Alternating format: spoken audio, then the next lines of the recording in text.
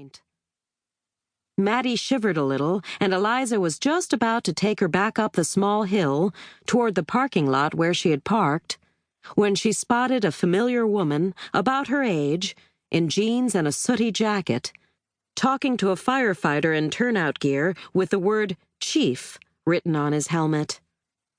When she saw Eliza and Maddie, the other woman's eyes widened, looking huge in her lovely features that looked taut with stress and exhaustion.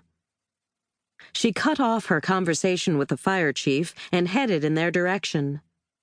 Though they had only met twice, once for Eliza's initial interview, and then the follow-up, where she had been offered the job, the woman held out her arms and folded Eliza in a hug that smelled strongly of smoke. "You're here!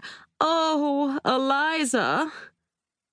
Her voice wobbled and her slim frame trembled too, like a slender branch shivering in the wind. "I should have called you.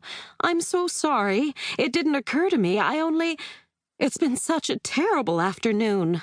I thought you weren't coming to Haven Point until tomorrow or Sunday." She imagined receiving this sort of news over the phone, and she was almost grateful she had driven in early and had witnessed the damage for herself. "I wanted to beat the storm. Was anyone hurt?" "Not seriously, thank heavens.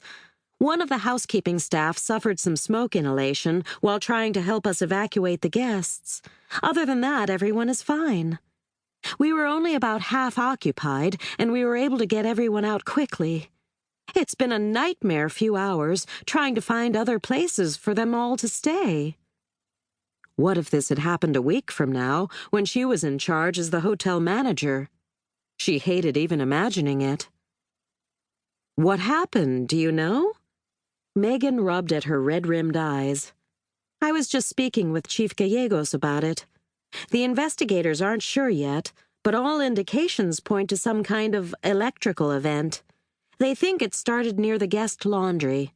It's a miracle it happened when it did, on a slow week, first of all, and then late morning, before the weekend guests checked in, when we were fully staffed with the maintenance crew and the housekeepers to help evacuate. If the fire had started in the middle of the night, things might have gone very differently. The situation could have been much, much worse." Eliza could certainly appreciate that from Megan's point of view.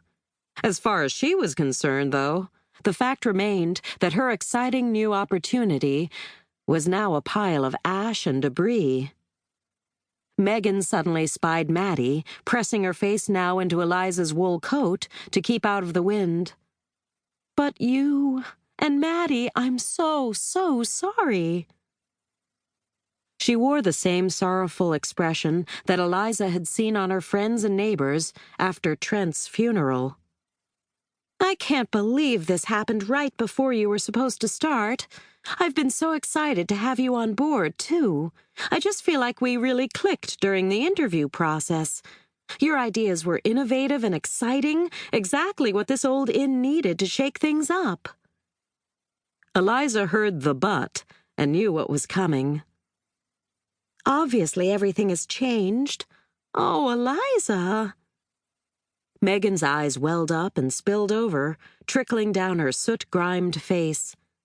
She pulled a bedraggled tissue out of her pocket. "I understand." "I don't know what we're going to do. We have to close indefinitely, I guess that's obvious.